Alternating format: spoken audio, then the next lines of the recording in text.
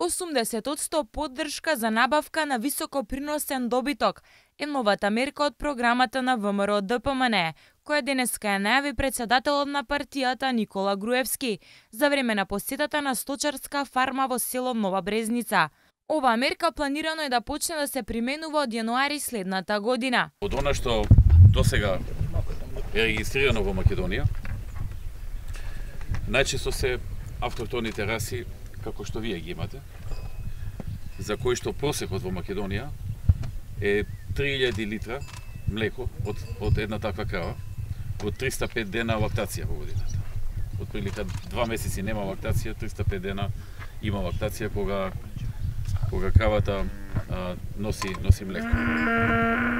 Сега предвидуваме во новата програма една нова мерка со која што се предвидува да се помогне на сточарите и на оние што сака да бидат сточари, значи оние што се или некои што не се, а сакаат да се занимаваат со сточарство, да може да набават високо приносни говеда, кои што во тие 305 дена лактација ќе даваат по 8000 литри млеко. Значи тие се од оние од типот Холштаин и слични на нив. И 80% од трошокот за набавка ќе го покрива државата. Значи 80% до вредност на трошок од 10 милиони денари. Ако една високоприносна крава чини околу 2000 евра и за набавка на 20 крави се потребни 40.000 евра, 80%, односно 32.000 евра ќе ги покрие државата, а само 8.000 евра ќе останат на сметка на сточарот. И тие 8.000 евра сточарот може да ги зема од Банката за развој на Македонија со каматна стапка од 2%. Исто така се предвидува и за оние кои што одгледуваат крави за повеќе за месо. Вашите какви се, повеќе за млеко или повеќе за месо? За месо се повеќе. Исто така и таму, значи замената на кравите да може да се направи со 80% поддршка на државата. Што ќе значи тоа за сточарот?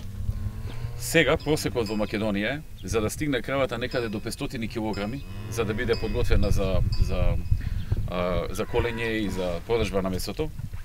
Потребно е околу во просек од 18 до 24 месеци за да стигне до 500 кг и да биде спремна за кланица. Новите типови, за кои што државата ќе дава 80% поддршка, ќе може за 12 до 14 месеци да стигнат до 500 кг и да одат во кланица.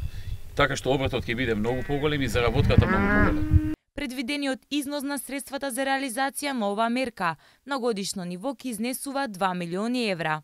Нешто слично ќе се направи и со производители на други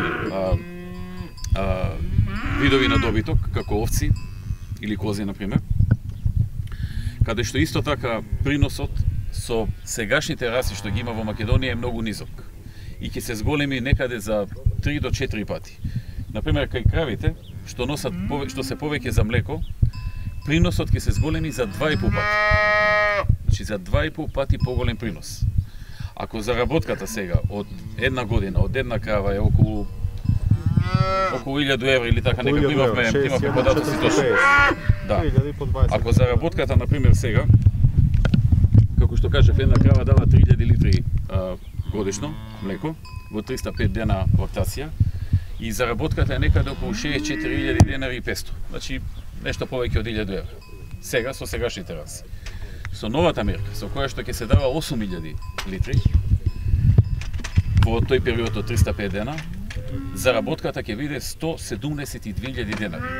Значи 2,5, тука е вклучена и субвенцијата, 2,5 пати повеќе отколку таа заработка што е сега со сегашните раси. Слично е нешто и со овците, например. Таму тие даваат 75 литри годишно во 150 дена лактација, сегашните овци што ги имаме во Македонија, во најголем број. Има некои што имаат и високо приносни, но тоа е многу малку процент во Македонија што имаат високо приносни. Со мерката што се предвидува, од 75 литри годишно ќе се добива млеко 260 до 300 литри годишно.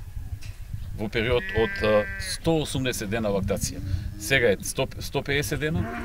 Овие овци што ќе може да се набават со поддршката од 80% од државата, даваат лактација од 180 дена. Така што заработката ќе стане од 3100 денари на 12450 денари. Тоа доаѓа околу 4 пати поголема заработка по една овца во една година. Инаку фармата во село Нова Брезница, што ја посети лидерот на ВМРО ДПМН, постои од 2001 година со околу 100 крави и телиња, 100 овци и е редовен корисник на субвенциите што ги дава државата за сточарите.